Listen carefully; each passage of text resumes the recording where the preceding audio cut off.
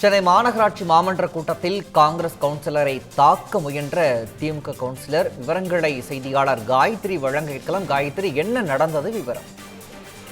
வணக்கம் பிரகாஷ். இன்றைய தினம் சென்னை மாநகராட்சியின் மாமன்ற கூட்டமானது காலை 10 மணிக்கு தொடங்கி நடைபெற்று வந்தது. தொடக்கத்தில் மேயர் பிரியா அவர்கள் தன்னுடைய உரையை நிகழ்த்தியிருந்தார். அதன் பின்பாக கேள்வி நேரத்தில் அதாவது மன்ற உறுப்பினர்கள் ஒவ்வொருவராக தங்கள் தொகுதி சார்ந்த இந்த கேள்விகளை முன்வைத்திருந்தனர். அதற்கு மேயர் பிரியா தரப்பிலிருந்து பதில்களானது அளிக்கப்பட்டிருந்தது. அதனைத் தொடர்ந்து நேரமில்லா நேரமானது. அந்த நேரமில்லா நேரத்தில் அதாவது மன்ற உறுப்பினர்கள் தங்கள் தொகுதி சார்ந்த பிரச்சனைகளையும் அதே போன்று தமிழக அரசிற்கு முன்வைக்கக்கூடிய கேள்விகளையும் முன்வைத்து அவர்கள் பேசியிருந்தார்கள். குறிப்பாக அரசு சார்பில் மன்ற உறுப்பினர்களுக்கு அதாவது கவுன்சிலருக்கு ஒதுக்கப்பட வேண்டிய அந்த நிதியானது ஒதுக்கப்படாமல் காலதாமதம் செய்து வருவது தொடர்பாக அனைத்து மன்ற உறுப்பினர்களும் கேள்வி எழுப்பியிருந்தார்கள்.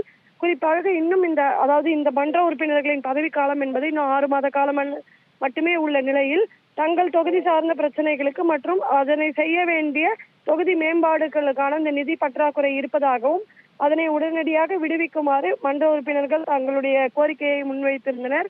இதே போன்று அனைத்து கட்சிகள் சார்பிலும் ஒவ்வொரு பிரதிநிதிகள் பேசியிருந்தார்கள். குறிப்பாக திமுக, அதிமுக, பாஜகவை சேர்ந்த மன்ற உறுப்பினர்கள், அதே போன்று விசிகாவை சார்ந்த மன்ற உறுப்பினர்கள் பேசியிருந்தார்கள்.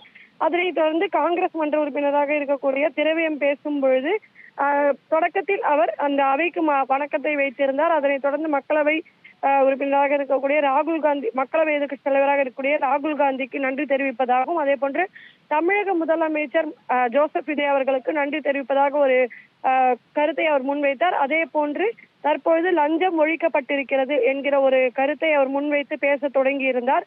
அப்பொழுது திமுக சார்பில் கூச்சல் இட துவங்கினார்கள். குறிப்பாக திமுக மன்ற உறுப்பினர்கள் கூச்சலிட துவங்கினார்கள். குறிப்பாக லஞ்சம் இப்பொழுது எங்கே இருக்கிறது, லஞ்சம் ஒழிக்கிறார்கள் என்றால் ஏற்கனவே லஞ்சம் இருந்தது என்று கூறுகிறீர்களா என்ற ஒரு கேள்வியை அவர்கள் முன்வைத்திருந்தார்கள். அது மட்டுமின்றி தற்போது மாநகராட்சியில் நிதி பற்றாக்குறை என்பது இல்லை என்கிற அடிப்படையில் காங்கிரஸ் மாமன்ற உறுப்பினர் திரவியம் பேசும் பொழுது அது போன்று இல்லை என்கிற அடிப்படையில் திமுக மன்ற உறுப்பினர்கள் கூச்சல் எழுப்பி அவரிடம் ஒரு வாக்குவாதத்தில் முற்பட்டனர். அப்பொழுது திமுக மன்ற உறுப்பினர் ஒருவர் எழுந்து நின்று, அதாவது திரவியம் இருக்கைக்கு பின் இருக்கையில் அமர்ந்திருக்கக்கூடிய ஒருவர் எழுந்து நின்று அவரை அடிக்கும் தொனியில் பேசியதால் ஒரு பரபரப்பான சூழ்நிலையானது நிலவியது. குறிப்பாக திரவியமும் அவரை எதிர்த்து கேள்வி எழுப்பும் நிலையில் மற்ற திமுக உறுப்பினர்கள் அந்த திமுக உறுப்பினரை சமாதானம் செய்து அமர வைத்திருந்தார்.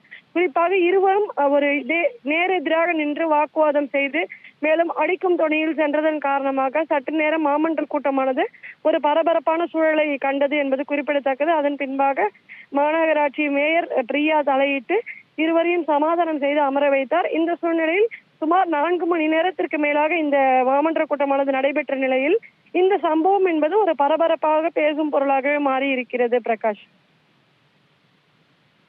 விவரங்களை வழங்கியமைக்கு நன்றி காயத்ரி.